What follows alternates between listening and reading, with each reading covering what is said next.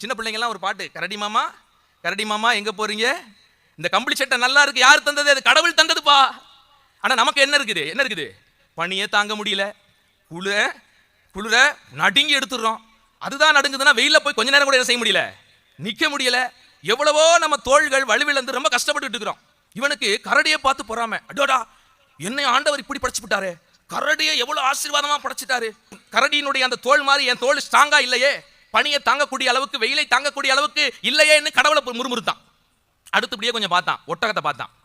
ஒட்டகத்தினுடைய கால் எப்படி இருக்குது, அவ்வளோ பெரிய சூடான மணலிலும் அந்த ஒட்டகம் என்ன செய்யுது, ரொம்ப ஜாலியா நடந்து போகுது.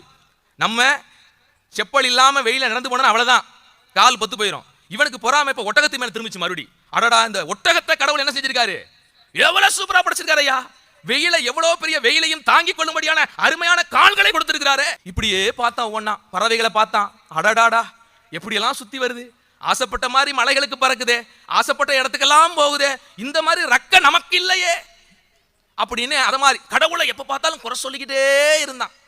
ஆண்டவர் ஒரு நாள் வந்து சொன்னாரா, டேய் கரடியினுடைய கம்பளியை பார்த்து நீ ஆசைப்பட்ட, ஒட்டகத்தினுடைய அந்த குழம்பை பார்த்து ஆசைப்பட்ட, விலங்குகள் பறவைகளை பார்த்தெல்லாம் ஆசைப்பட்டியே, உனக்கு ஒன்று தெரியுமா, ஏன் கரடிக்குனா அவ்வளோ பெரிய பணியை தாங்கக்கூடிய சொற்று மாதிரி ஒரு வடிவமைப்பை கொடுத்திருக்கிறேன், படைக்கும் போதே நான் அதை அப்படி படைச்சேன், ஏன் படைச்சேன்னு உனக்கு தெரியுமா, ஒட்டகத்தை அவ்வளோ பெரிய சுடு மணலிலும் வெறும் காலிலே நடந்து போகிற அளவுக்கு அதுக்கு ஒரு நல்ல ஷூ மாட்டி விட்டுருக்கேன் படைக்கும் போதே, ஏன்னு உனக்கு தெரியுமா, ஏன் அப்படின்னு கேட்டானா. உங்களுக்கு தெரியுமா,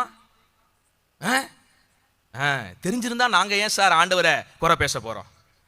ஆண்டவர் சொன்னாரா, அந்த ஒட்டகத்துக்கு செருப்பு தைச்சு போட தெரியாது, அதனால நான் அதுக்கு என்ன கொடுத்துருக்கிறேன், பிறக்கும் போதே நான் செருப்பை கொடுத்து ஷூவை கொடுத்து படைச்சிட்டேன்ப்பா.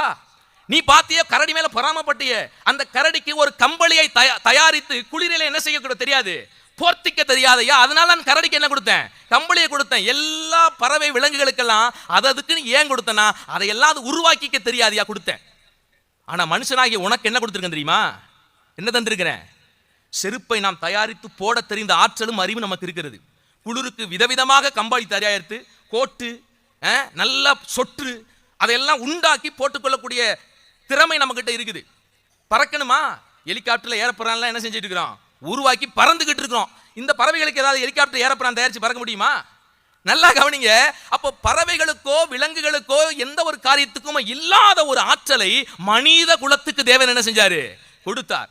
அவர் தம்முடைய சாயலிலே தம்முடைய ரூபத்தின்படி மனிதனை படைச்சாராம். உங்களுக்குள்ள இத்தனை திறமைகளையும் எங்க இருந்து வந்து தெரியுமா, மனித இனத்துக்கு எங்க இருந்து வந்துச்சு, தேவனுக்கிட்ட இருந்து உங்ககிட்ட வந்துச்சு.